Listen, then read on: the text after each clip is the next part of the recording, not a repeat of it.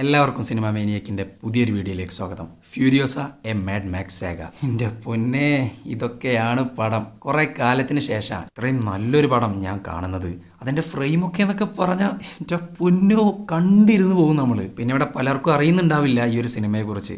ഈ സിനിമയുടെ മുമ്പ് ഇറങ്ങിയിട്ടുള്ള ഒരു സിനിമയുണ്ട്, മാഡ് മാക്സ് ഫ്യൂറി റോഡ് എന്ന് പറയുന്ന ഒരു സിനിമ. അത് കാണണമെന്നൊന്നുമില്ല, അതിൻ്റെ പ്രീക്വലായിട്ട് പോകുന്ന ഒരു സിനിമയാണ്. അതായത് ആ കഥയുടെ മുമ്പത്തെ കഥ. ഇനിയിപ്പോൾ ഈ സിനിമ കണ്ടു കഴിഞ്ഞിട്ട് ആ സിനിമയുടെ ഒരു എക്സ്പ്ലനേഷൻ വേണമെന്നുണ്ടെങ്കിൽ നിങ്ങൾ കമൻറ്റ് ബോക്സിൽ അറിയിക്കുക. നമ്മൾ എന്തായാലും ചെയ്യുന്നതായിരിക്കും. പിന്നെ ഇതിൻ്റെ വൺ ലൈൻ എന്താണെന്നോ ഇതിൻ്റെ കഥ എന്താണെന്നോ ഇതൊന്നും ഞാൻ പറയുന്നില്ല. ഞാൻ ജസ്റ്റ് വീഡിയോയിലേക്ക് അങ്ങ് ഡയറക്റ്റ് ആയിട്ട് കയറുകയാണ്. കാരണം അത്ര എക്സൈറ്റ്മെന്റ് ഉണ്ട് ഇത് ചെയ്യാനായിട്ട്. പിന്നെ ഞാൻ ഈ പറയുന്ന ഫീലൊന്നും ചിലപ്പോൾ എക്സ്പ്ലനേഷനിൽ കിട്ടിയെന്ന് വരില്ല. കാരണം എക്സ്പ്ലനേഷനാണ്, അതിൻ്റെതായ ലിമിറ്റ്സ് ഉണ്ട്. സോ അത്രയും ഫീൽ കിട്ടേണ്ടവർ ഈ ഒരു സിനിമ എന്തായാലും കണ്ടു നോക്കുക. കാരണം അത്രയും അടിപൊളി പടമാണ്. എനിക്ക് അത്രേ പറയാനുള്ളൂ. അപ്പോൾ നമുക്ക് നേരെ വീഡിയോയിലേക്ക് കിടക്കാം. അവസാനിച്ചു പോയ നമ്മളുടെ ലോകം. എവിടെയും പച്ചപ്പില്ല, വെള്ളമില്ല, ഭക്ഷണമില്ല.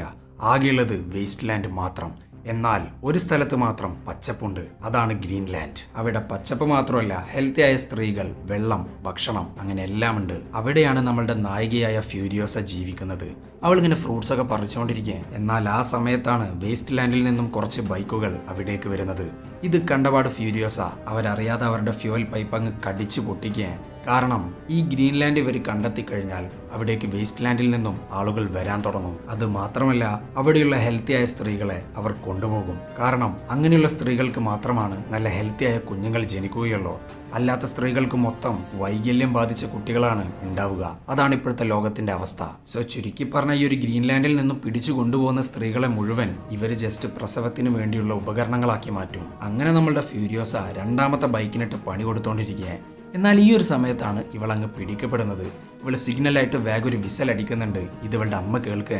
പിന്നെ അവളുടെ അമ്മ ഒന്നും നോക്കിയില്ല, ഇവളെ രക്ഷിക്കാനായിട്ട് അങ്ങ് പുറപ്പെടുന്നുണ്ട്. ഇവന്മാരാണെങ്കിലോ നമ്മളുടെ ഫ്യൂരിയോസിനെയും കൊണ്ട് ബൈക്ക് എടുത്ത് ചീറി പാഞ്ഞോണ്ടിരിക്കുക. ഇതേ സമയം നമ്മളുടെ അമ്മ ഒരുത്തനിട്ട് പണി കൊടുക്കുന്നുണ്ട്. എന്നിട്ട് അവന്റെ ബൈക്ക് എടുക്കുന്നു, ഇവരുടെ പിന്നാലെ അങ്ങ് പോകുന്നു. ഇവളുടെ കയ്യിലാണെങ്കിലോ ഒരു സ്നൈപ്പറും ഉണ്ട്. അത് വെച്ച് അടുത്തവനും പണി കൊടുക്കുക. എന്നാൽ ഇതിന്റെ ഇടയ്ക്ക് ഇവന്മാരാണെങ്കിലോ കൂട്ടത്തിൽ ആരെങ്കിലും മരിച്ചു കഴിഞ്ഞാൽ അവരെ വരെ ലൂട്ട് ചെയ്യും. കാരണം അങ്ങനെയുള്ള ഒരു ലോകത്താണ് ഇവരിപ്പോൾ ജീവിച്ചുകൊണ്ടിരിക്കുന്നത്.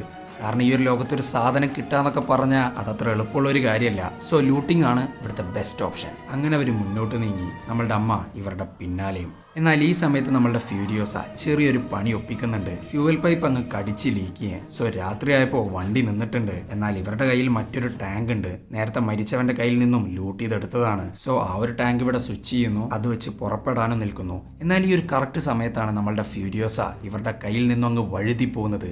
പക്ഷെ എത്ര ദൂരം ഓടാനാ, ഇവന്മാരുടെ കയ്യിൽ ബൈക്കാണ്. സോ പിന്നാലെ പോകുന്നു, അവളെ പിടികൂടുന്നു, പിന്നെയും പുറപ്പെടുന്നു. അങ്ങനെ പിറ്റേ ദിവസമായി. നമ്മളുടെ അമ്മ ഇവരെ ട്രാക്ക് ചെയ്ത് ഇവരുടെ പിന്നാലെ തന്നെയുണ്ട്. അങ്ങനെ അമ്മ ഒരു കുന്നിന്റെ മുകളിലായി വണ്ടി നിർത്തുന്നു, സ്നൈപ്പർ വെച്ച് നോക്കുന്നു. ആ സമയത്ത് അവൾ കണ്ടത് വലിയൊരു ആർമിനെയാണ്. സോ എത്രയും വേഗം നമ്മളുടെ ഫ്യൂരിയോസിനെ രക്ഷിക്കണം. കാരണം അവരുടെ കൈ കിട്ടിക്കഴിഞ്ഞാൽ എന്തായാലും ഫ്യൂരിയോസയുടെ ജീവൻ ഇവിടെ അപകടത്തിലാവും. സോ വേഗം തന്നെ അവന്മാരുടെ ടയർ വെടിവെച്ച് പൊട്ടിക്കുന്നു, ഒരുത്തനെ കൊല്ലുകയും ചെയ്യുന്നു. പക്ഷെ യാതൊരു കാര്യം ഉണ്ടായില്ല. നമ്മളുടെ ഫ്യൂരിയോസിനെ കൊണ്ട് അവൻ ആ ഒരു സ്ഥലത്ത് എത്തിയിട്ടുണ്ട്. അങ്ങനെ ഫ്യൂരിയോസയെ കണ്ടപാട് ജനങ്ങൾ തടിച്ചുകൂടി. എന്നാൽ ഇവനാണെങ്കിലോ ഈ ഒരു കുട്ടിയെക്കുറിച്ച് ഒരൊറ്റ കാര്യം മാത്രം ഉറക്കെ അങ്ങ് വിളിച്ചു പറയാൻ, ഇവളുടെ സ്ഥലത്ത് നമുക്കുള്ള എല്ലാ സാധനങ്ങളും ഉണ്ട്. എന്നാൽ അത് എവിടെയാണെന്ന് ഞാൻ ഡിമെൻഡസിനോട് മാത്രമേ പറയൂ. ഈ ഡിമെൻഡസ് എന്ന് പറയുന്നത് ഇവന്മാരുടെ ക്രൂരനായിട്ടുള്ള ലീഡറാണ്. എന്നാൽ അവനെ അറിയിക്കാൻ പോകുന്ന സമയത്താണ് നമ്മളുടെ ഫ്യൂരിയോസ ഒരു പണി അങ്ങ് കൊടുക്കുന്നത്. സോ അവന്റെ കാര്യത്തിൽ തീരുമാനമായി. അത് മാത്രമല്ല, ഈ ഒരു ഗ്രീൻലാൻഡ് എവിടെയാണെന്നുള്ളത് ഇനി ആരും അറിയാൻ പോകുന്നില്ല. കാരണം ഇവിടെയുള്ള 2 പേർക്ക് മാത്രമാണ് ഈ ഒരു ഗ്രീൻലാൻഡ് എവിടെയെന്നുള്ളത് അറിയുള്ളൂ. അതിലൊന്ന് ഇവനാണ്. ഇവന്റെ കാര്യത്തിൽ തീരുമാനമായിട്ടുണ്ട്. പിന്നെയുള്ളത് ഫ്യൂരിയോസ. അവൾ ഒരിക്കലും അത് പുറത്ത് പറയത്തില്ല. സോ ഇവിടെ മൊത്തത്തിൽ സേഫാണ്. അങ്ങനെ ഫ്യൂരിയോസയെ ഡിമെൻഡസിന് മുന്നിൽ ഹാജരാക്കി. കാണാനാളൊരു കർത്താവാണെങ്കിലും യൂദാസിന്റെ പണിയാണ്. ചുരുക്കി പറഞ്ഞാൽ ഒരു അട്ടർ സൈക്കോ. അങ്ങനെ ആദ്യം തന്നെ ഇവന്മാർ ഇവളെ ചെക്ക് ചെയ്തുകൊണ്ടിരിക്കുക. അതിൽ നിന്നും ഇവർക്ക് ഒരു കാര്യം വ്യക്തമായി, ഇവൾ നല്ല ഹെൽത്തി ആയിട്ടുള്ള ഒരു പെൺകുട്ടിയാണ്. അത് മാത്രമല്ല, ഗ്രീൻലാൻഡ് എവിടെയാണെന്ന് നമ്മളുടെ ഡിമെൻഡസ് ചോദിക്കുന്നുണ്ട്. എന്നാൽ ഇവൾക്കാണെങ്കിൽ ഇവിടെ ഉത്തരമില്ല. ഇത് കണ്ടപാട് നമ്മളുടെ ഡിമെൻഡസ് ഇവളെ കൊണ്ടുവന്നവനെ വിളിപ്പിക്കുന്നുണ്ട്. എന്നാൽ അവനാണെങ്കിൽ അവസാന ശ്വാസത്തിലാണ്. പക്ഷെ അതൊന്നും ഡിമെൻഡസിനൊരു പ്രശ്നമേ അല്ല. അവനെ തല കീഴാക്കി നിർത്തുന്നു, ഒരു മാപ്പ് വരക്കാനും പറയുന്നു. ഇത് കണ്ടപാട് ഫ്യൂരിയോസ അവൻ കിട്ടും 4 അങ്ങ് കൊടുക്കുക. കാരണം എങ്ങാനിവിടെ മാപ്പ് വരച്ചാ ഇവർ കുടുങ്ങിപ്പോവും. അങ്ങനെ ഇത് കാണുമ്പോൾ ബാക്കിയുള്ളവർ ഇവളെ കൊല്ലാൻ വേണ്ടി നിൽക്കുക. എന്നാൽ ഈ സമയത്ത് നമ്മളുടെ ഡിമെൻഡസ് വന്നിട്ട് പറയാണ്, ഇവളെ ആരും ഒന്നും ചെയ്യാൻ പോകുന്നില്ല. ഇന്നു മുതൽ നീ എൻ്റെ ആളാ. പിന്നെ നിന്റെ സ്ഥലം അതിവിടേക്ക് വന്ന ട്രാക്ക് വഴി ഞാൻ കണ്ടുപിടിച്ചോളാം. അങ്ങനെ കുറച്ച് സമയം കഴിഞ്ഞു. നമ്മളുടെ അമ്മ ഇവരുടെ ഡ്രസ്സ് ധരിച്ച് അവിടേക്ക് വരുന്നുണ്ട്. അവിടെയാണെങ്കിൽ ഭയങ്കര കാറ്റാ. അങ്ങനെ അകത്ത് കയറുന്നു, ഫ്യൂരിയസയെ രക്ഷപ്പെടുത്തുന്നു. എന്നാൽ ഇതാണെങ്കിലോ ഇവന്മാർ അറിയുന്നുണ്ട്, ഇവന്മാർ ഷൂട്ട് ചെയ്യുന്നുണ്ട്. പക്ഷെ എന്തോ ഭാഗ്യത്തിന് ബാക്കിലിരിക്കുന്ന ടാങ്കിനാണ് വെടികൊള്ളുന്നത്. അവിടെ ഒരു എക്സ്പ്ലോഷൻ ഉണ്ടാവുന്നുണ്ടെങ്കിലും അവൾ അവളുടെ ഡ്രസ്സ് ഊരിക്കളഞ്ഞ് ഇവരങ്ങ് യാത്ര തിരിക്കേ. എന്നാൽ ഇവന്മാരാണെങ്കിൽ നായനെ വെച്ച് പിന്നാലെ ട്രാക്ക് ചെയ്ത് വന്നുകൊണ്ടിരിക്കേ. എത്ര ദൂരം പോയിട്ടും ഇവന്മാർ പിന്നാലെ തന്നെയുണ്ട്. സോ നമ്മളുടെ അമ്മ ഫ്യൂരിയോസയെ കൊണ്ട് ഒരു പ്രോമിസ് ചെയ്യിക്കുന്നു, എന്നെ നീ ഇനി കണ്ടുന്ന് വരില്ല, പക്ഷേ നീ എന്തായാലും ഗ്രീൻലാൻഡിലെത്തണം, ഈ സീഡ് അവിടെ കുഴിച്ചിടുകയും വേണം. ഇതും പറഞ്ഞിട്ടൊരു പ്രോമിസ് കൊടുക്കുന്നു. ഫ്യൂരിയോസയെ അവർ ബൈക്കിന് മുകളിൽ അങ്ങ് പറഞ്ഞയക്കുന്നു. എന്നാൽ അവൾ കുറച്ച് പോയതിനു ശേഷം തിരിച്ചു വരെ അവളുടെ അമ്മയ്ക്ക് വേണ്ടി. ഇതേ സമയം നമ്മളുടെ ഡിമൻഡസ് അമ്മയെ വളയുന്നു, പിടികൂടുന്നു. എന്നിട്ടിങ്ങനെ ടോർച്ചർ ചെയ്തുകൊണ്ടിരിക്കേ. ഇത് കണ്ടപാട് ഫ്യൂരിയോസ അമ്മയുടെ അടുത്തോട്ട് അങ്ങ് പായുന്നുണ്ട്. അതുകൊണ്ട് തന്നെ ഫ്യൂരിയോസ പിന്നെയും പിടിക്കപ്പെട്ടു. ഡിമൻഡസ് ആണെങ്കിൽ അമ്മയെ മുന്നിൽ നിർത്തി ഇവളോട് വഴി കാണിച്ചു തരാൻ പറയാം. But no use.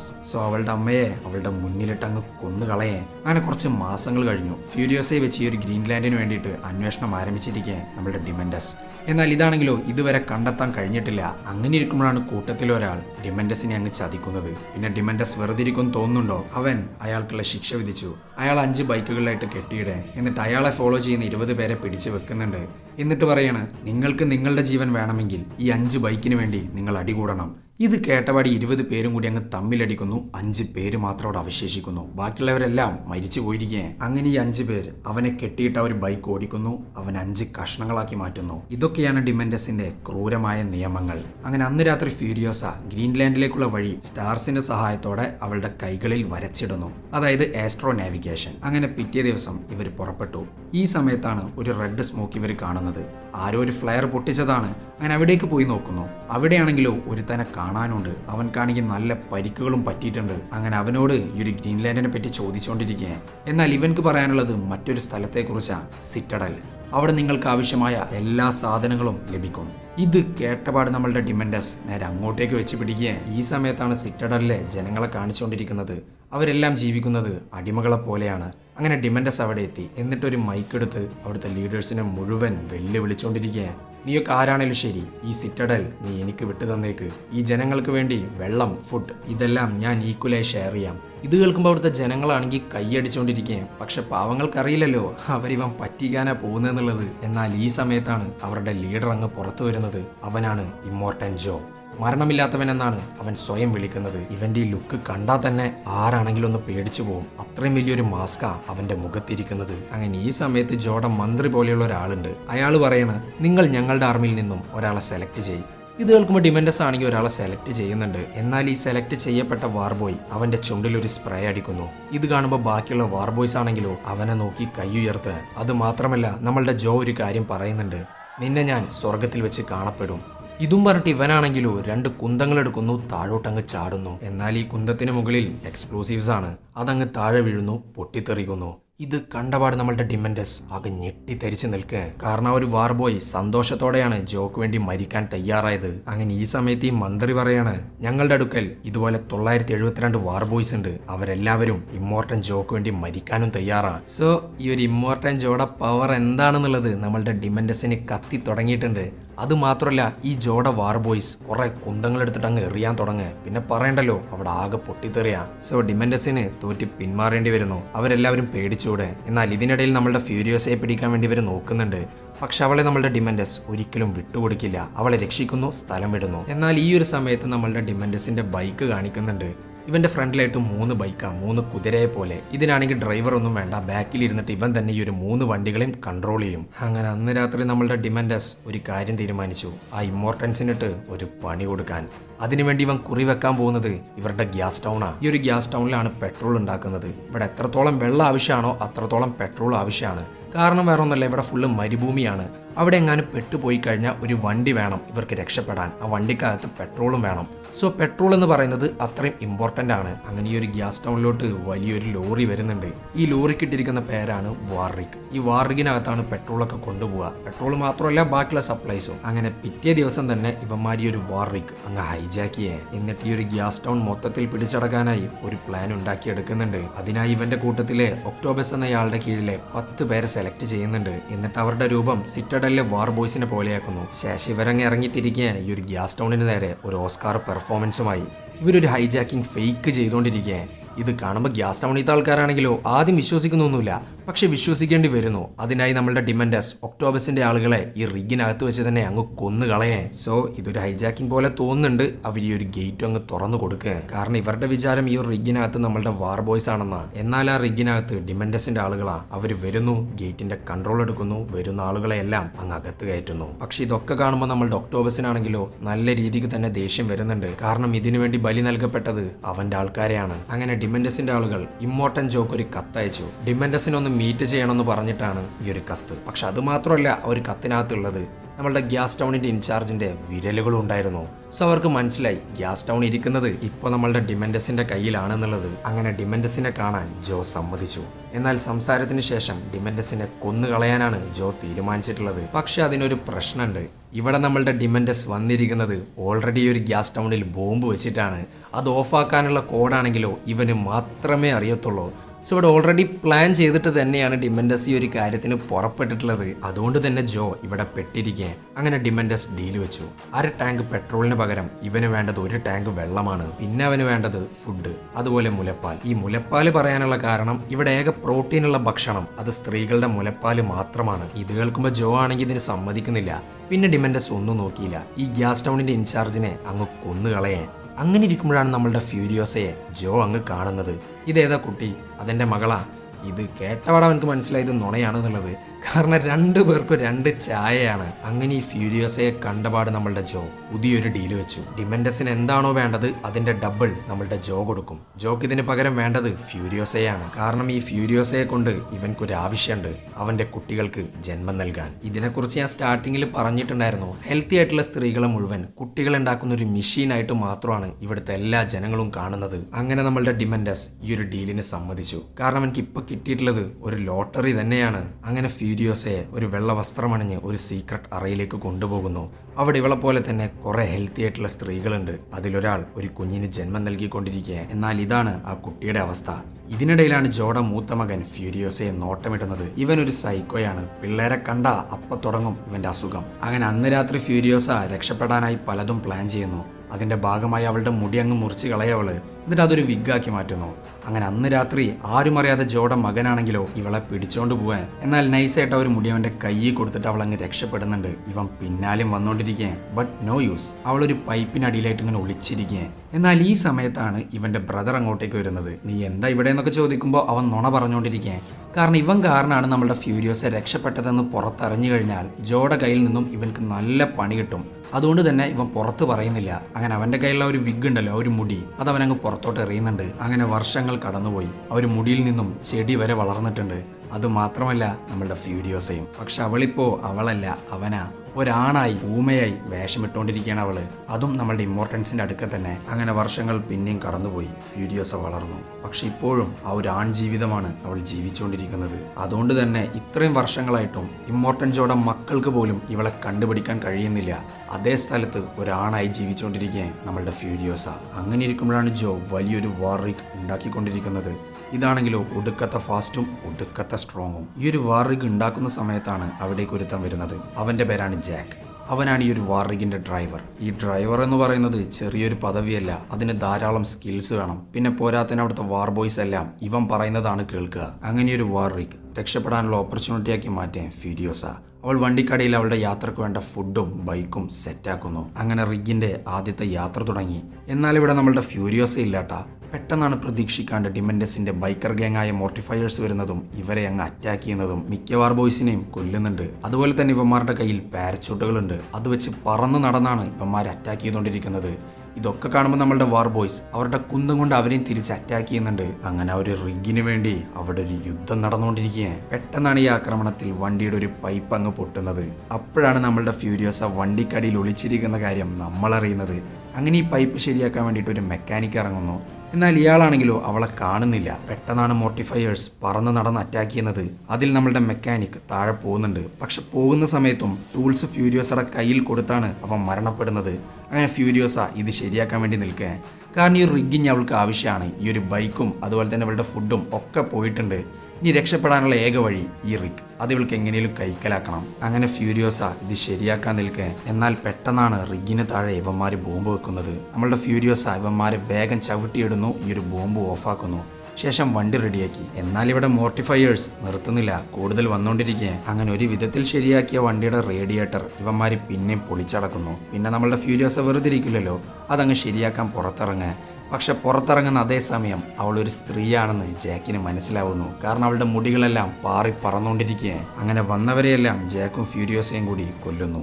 ശേഷം നമ്മളുടെ ഫ്യൂരിയോസ ഒരു ഗണ്ണെടുത്ത് ജാക്കിന്റെ തലയിൽ വെക്കുക, എന്നിട്ട് വണ്ടി നിർത്താൻ പറയുന്നുണ്ട്. പക്ഷെ നമ്മളുടെ ജാക്കിന് എന്ത് ഗണ്ണ്, അവളെ വലിച്ചങ്ങ് പുറത്തോട്ടിടുക, എന്നിട്ട് വണ്ടി എടുത്തോണ്ട് പോകുന്നു. പാവം നമ്മളുടെ ഫ്യൂരിയോസ അത്രയും വർഷങ്ങളുടെ കഷ്ടപ്പാടാണ് ഒരൊറ്റയടിക്കങ്ങ് ഇല്ലാണ്ടാവുന്നത്. അവൾ ആ ഒരു മരുഭൂമിക്ക് നടുവിൽ കിടന്നിങ്ങനെ അലറിക്കൊണ്ടിരിക്കുക. എന്നാൽ നമ്മളുടെ ജാക്ക് അവൻ വിചാരിച്ചതുപോലെയല്ല, അവൻ തിരിച്ചു വരുന്നു. എന്നിട്ട് പറയാണ്, നീ ഇവിടെ നിന്നും എവിടേക്ക് രക്ഷപ്പെടാനാ? അവിടെ പോയാൽ സിറ്റഡൽ, ഇവിടെ പോയാൽ ഗ്യാസ് ടൗൺ. ഗ്യാസ് ടൗണിലാണെങ്കിലോ സ്വന്തം ഗ്യാങ്ങിനെ പോലും ഒരുമിച്ച് നിർത്താൻ കഴിവില്ലാത്ത ഡിമൻഡസ് ഉണ്ട്. ഈ ഒരൊറ്റ ഡയലോഗിൽ നിന്നും നമ്മൾക്ക് ഒരു കാര്യം വ്യക്തമാണ്, ഡിമൻഡസ് ഇപ്പാകെ തകർന്നിരിക്കുക. സ്വന്തം ഗ്യാങ്ങിനെ പോലും അവൻക്ക് ഒരുമിച്ച് നിർത്താൻ കഴിയുന്നില്ല.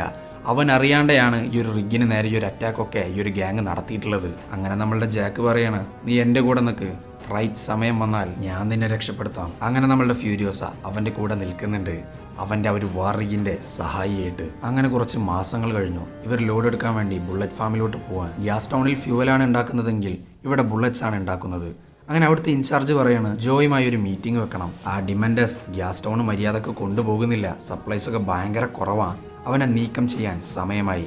അങ്ങനെ ഇത് പറഞ്ഞതിന് ശേഷം ജാക്ക് ആവശ്യപ്പെട്ട പ്രകാരം ഒരു ഗണ്ണും കുറച്ച് ബുള്ളറ്റ്സും കൊടുക്കുന്നുണ്ട് ഈ ഇൻചാർജ്. ഇത് നമ്മളുടെ ഫ്യൂരിയോസയ്ക്ക് ഉള്ളതാണ്. അങ്ങനെ ജാക്ക് ഫ്യൂരിയോസയോട് പറയണം, നിനക്ക് പോകാൻ സമയമായി, കുറച്ച് ദിവസം കഴിഞ്ഞാൽ നിനക്ക് വേണ്ട വെള്ളം, ഭക്ഷണം, വാഹനം ഇതെല്ലാം ഞാൻ സെറ്റാക്കി തരും. അങ്ങനെ പിറ്റേ ദിവസം ഇവർ ഗ്യാസ് ടൗണിലോട്ട് പുറപ്പെട്ടു ലോഡ് എടുക്കാൻ. എന്നാൽ അവിടെ ഡിമൻഡസിന്റെ ആളുകൾ ആകെ പ്രശ്നം ഉണ്ടാക്കിക്കൊണ്ടിരിക്കുക. കാരണം ഇവിടെ മര്യാദക്ക് സപ്ലൈസ് ഒന്നും ഇവരുണ്ടാക്കുന്നില്ല. ഇവിടെ നിന്നും മര്യാദക്ക് ഉണ്ടാക്കി കൊടുത്താൽ മാത്രമാണ് അവിടെ നിന്നും ഇവർക്ക് മര്യാദക്ക് സപ്ലൈസ് ഒക്കെ കിട്ടുള്ളൂ. അതൊന്നും ഇവർ മനസ്സിലാക്കുന്നില്ല. ഇവിടെ സപ്ലൈസ് ഉണ്ടാക്കാണ്ട് ആകെ ബഹളാണ്. അങ്ങനെ ജനങ്ങൾ ആകെ സീനാക്കിക്കൊണ്ടിരിക്കുക. ഇവരെ പിടിച്ചു നിർത്താൻ വേണ്ടി അവിടേക്ക് നമ്മളുടെ ഡിമൻഡസ് വരുന്നു. എന്നാൽ നമ്മളുടെ ഫ്യൂരിയോസയെ കണ്ട് ഇവൻക്ക് മനസ്സിലാവുന്നില്ല, കാരണം കുറേ വർഷങ്ങൾ കഴിഞ്ഞിട്ടുണ്ട്. പക്ഷെ നമ്മളെ ഫ്യൂരിയോസയാണെങ്കിലോ അവളുടെ ഗണ്ണങ്ങ് എടുക്കുക അവനെ കൊല്ലാൻ വേണ്ടി. പെട്ടെന്ന് നമ്മളുടെ ജാക്ക് ഫ്രണ്ടിലോട്ട് വരുന്നുണ്ട്, കാരണം അവിടെ വെച്ച് അവനെ കൊന്നു കഴിഞ്ഞാൽ അവൻ്റെ ആളുകൾ ഇവരെ വെറുതെ വിടില്ല. അങ്ങനെ ഈ സമയം നമ്മളുടെ ഡിമൻഡസ് ജാക്കിനോട് പറയാണ്, ജാക്ക് ഒരു മീറ്റിംഗ് വെക്കണം ആ ജോയുമായി 3 ദിവസത്തിനുള്ളിൽ, കാരണം ഇവിടുത്തെ കാര്യങ്ങളൊന്നും അത്ര സ്മൂത്തായിട്ടല്ല പോകുന്നത്. അങ്ങനെ പെട്ടെന്നാണ് അവിടുത്തെ ജനങ്ങൾ പ്രശ്നം ഗുരുതരമാക്കിക്കൊണ്ടിരിക്കുന്നത്. സോ നമ്മളുടെ ഡിമൻഡസ് തന്നെ ഇവരെ സേഫായി പുറത്തിറക്കാൻ. പക്ഷെ ഇവർക്ക് വാറിഗിനകത്ത് നിറക്കേണ്ട സപ്ലൈസും കാര്യങ്ങളൊന്നും ഇവിടുന്ന് കിട്ടിയിട്ടില്ല, അതായത് ഫ്യൂവലൊന്നും കിട്ടിയിട്ടില്ല. അങ്ങനെ ഇതുമായിട്ട് നമ്മളുടെ ജോയുടെ അടുത്ത് പോകുന്നുണ്ട്. ഇത് കാണുമ്പോൾ ജോക്കാണെങ്കിലോ ഭയങ്കരമായിട്ട് ദേഷ്യം വരിക, കാരണം അവർക്ക് വേണ്ട ഫുഡൊക്കെ ഇവിടുന്ന് കൊടുത്തു വിട്ടിട്ടുണ്ട്, അവിടുന്ന് വരേണ്ട ഫ്യൂവൽ ഇവിടേക്ക് വന്നിട്ടില്ല. സോ നമ്മളുടെ ജോബിനെ ഒന്നും നോക്കിയില്ല, ഒരു യുദ്ധം അങ്ങ് പ്രഖ്യാപിക്കാൻ, അതും നമ്മളുടെ ഡിമൻഡസിനെതിരെ. പക്ഷെ ഇത് നമ്മളുടെ ഡിമൻഡസ് അറിഞ്ഞിട്ടില്ല. ബുള്ളറ്റ് ഫാമിൽ നിന്നും എടുക്കാൻ പറ്റുന്നത്ര ബുള്ളറ്റ്സ് എടുത്തുകൊണ്ട് വരാനാണ് നമ്മളുടെ ജാക്കിനോട് പറയുന്നത് നമ്മളുടെ ജോ. സോ ഇതൊരു നല്ല ഓപ്പർച്യൂണിറ്റി ആയിട്ട് കാണുക നമ്മളുടെ ഫ്യൂരിയോസയും ജാക്കും. ആൻഡ് ഇതിനിടയിലാണ് ജാക്കും ഫ്യൂരിയോസയും തമ്മിൽ അങ്ങ് പ്രണയത്തിലാവുന്നത്. അതുമാത്രമല്ല നമ്മളുടെ ഫ്യൂരിയോസ അവളുടെ സ്ഥലത്തോട്ട് ജാക്കിനെ വിളിക്കുന്നുണ്ട്. അങ്ങനെ ജോ പറഞ്ഞതുപോലെ ബുള്ളറ്റ് ഫാമിലോട്ട് പുറപ്പെട്ടു.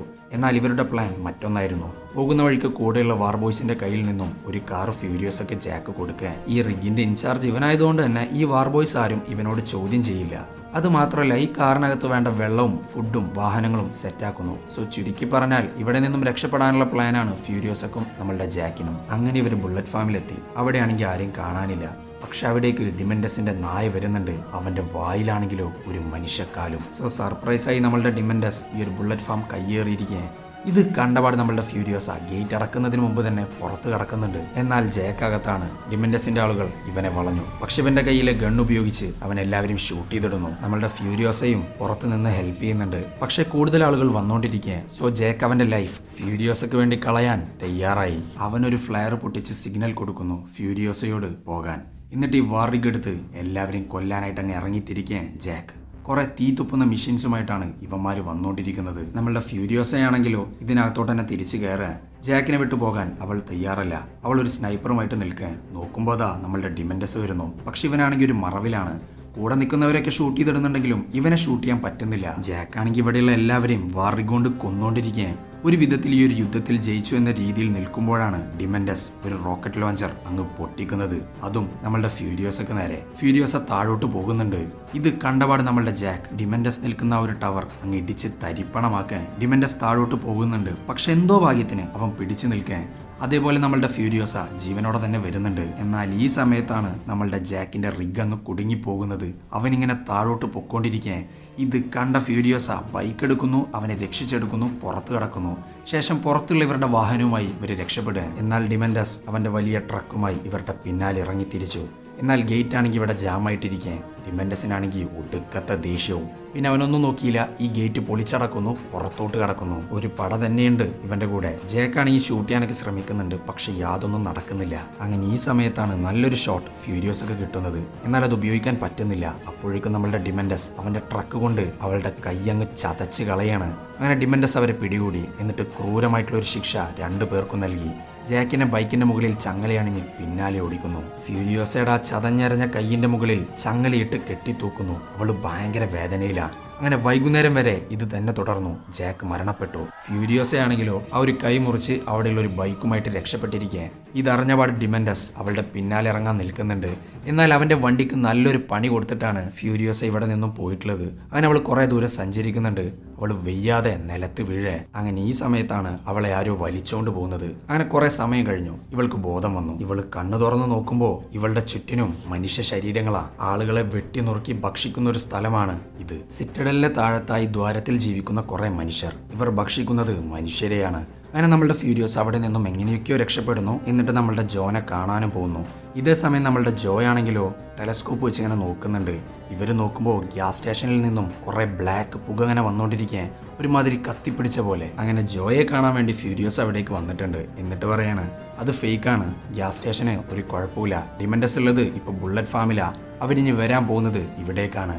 ഇത് പറയാൻ കാരണം വേറെ ഒന്നുമല്ല, ഡിമെൻഡസ് ഒരിക്കൽ ഗ്യാസ് സ്റ്റേഷൻ ഹൈജാക്ക് ചെയ്യുന്ന സമയത്ത് അവന്റെ കൂടെ നമ്മളുടെ ഫ്യൂരിയോസയും ഉണ്ടായിരുന്നു. സോ ഫ്യൂരിയോസൊക്കെ അറിയാം അവൻ എങ്ങനെയാണ് പ്രവർത്തിക്കുക എന്നുള്ളത്. അങ്ങനെ ജോ പറയാണ് ഗ്യാസ് സ്റ്റേഷനിലേക്ക് പോകുന്നത് പോലെ നമ്മൾ കാണിക്കണം. ശരിക്ക് നമ്മൾ ഇവിടെ തന്നെ ഉണ്ടാവണം, നമ്മളിവിടെ തയ്യാറായിട്ടിരിക്കണം.